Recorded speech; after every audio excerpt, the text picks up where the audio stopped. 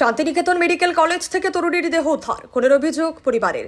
বলয়পীঠ স্থিত Santiniketan medical college থেকে এক তরুণীর দেহ উদ্ধারকে কেন্দ্র করে চাঞ্চল্য ছড়িয়েছে। মৃতার নাম মনীষা দাস, বয়স 22।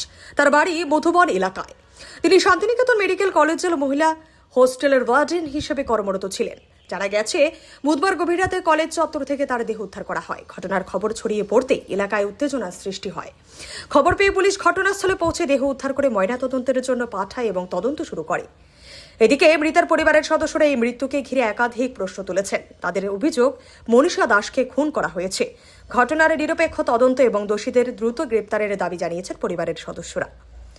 তবে মৃত্যুর প্রকৃত কারণ এখনো স্পষ্ট হয়নি। পুলিশ সমস্ত দিক খতিয়ে দেখছে। ময়নাতদন্তের রিপোর্ট এবং তদন্তের অগ্রগতির উপরেই নির্ভর করছে এই মৃত্যুর রহস্য উন্মোচন। ঘটনাকে কেন্দ্র করে শোকের ছায়া নেমে এসেছে কলেজ চত্বর ও মৃতার এলাকায়। পাশাপাশি খুন নাকি অন্য কোনো কারণে মৃত্যু তা নিয়ে শুরু হয়েছে জোর চর্চা। তদন্ত শেষ না হওয়া পর্যন্ত কোনো সম্ভাবনাকেই উড়িয়ে দিচ্ছে না।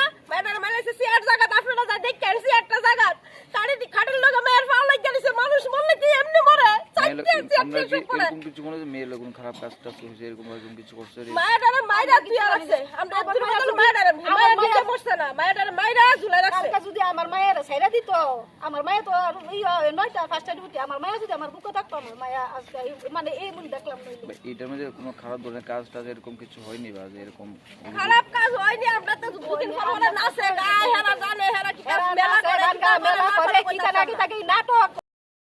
রিপোর্ট হাল্লা বল।